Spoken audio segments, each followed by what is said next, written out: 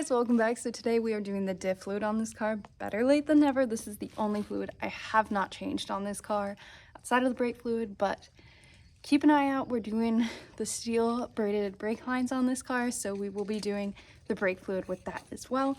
But today we are just doing this diff fluid, and I've been neglecting this. This is something that I meant to do with the swap, but just never got to it, and I've been driving the car so much, I've just been putting it off for way too long, but I have some time today, so we're gonna get this done. So let's get the car jacked up and get under there. Another thing I'm really excited about is my custom plate came in for this car. It's so cool, and I didn't get anything related to the 2.5 swap because long term this thing's probably gonna have a K in it, so I figured keep it kind of generic so that it fits the car no matter what. But I wanted to share that with you guys because I'm really excited about it, and no more Kentucky plate, so yay.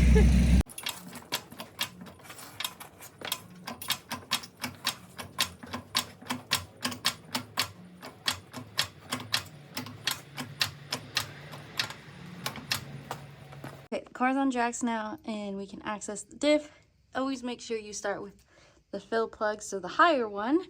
It looks like it was designed to where you go above the exhaust right here, straight through there to get to that one. So I'm gonna start with that one, and then if that comes out, we will drain the diff.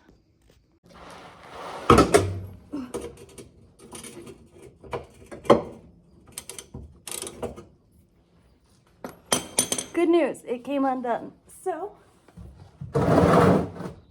take that one out.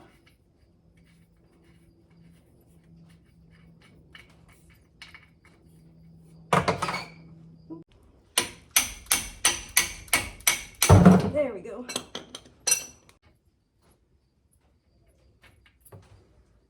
Ooh, that looks, I cannot emphasize the level of gross that looks.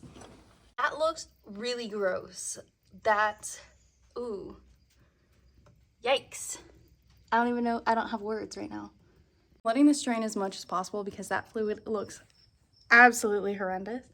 But you guys already know I'm a big Valvoline girl, so we are using Valvoline's 7590 with the limited slip additive. Love this stuff, it's great.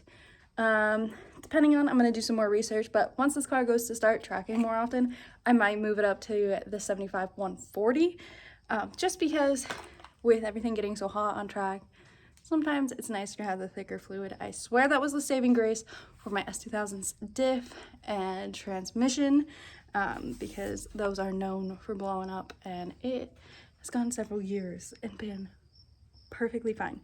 So I think it's thicker fluid's better when you're running on track just because it gets so hot and it breaks down.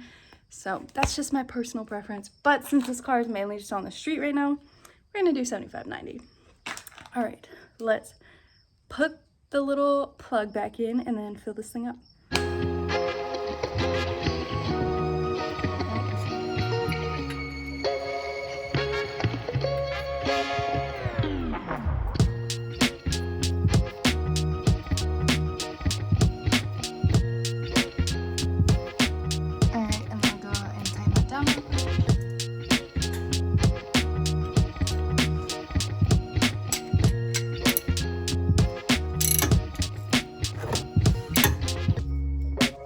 Oh, and if you're wondering, these are both 24 millimeters, so you know.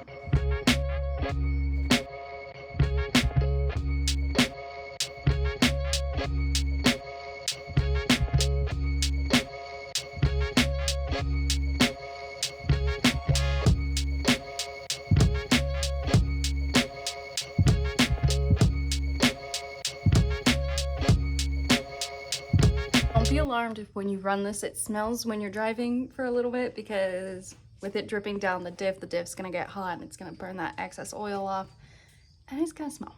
I'll be honest, it's gonna smell. All right, that is a wrap on this video. Diff fluid is changed, so I'm hoping the diff's gonna be a lot happier now. Thank you guys so much for watching. Peace out, and I will catch you in the next one.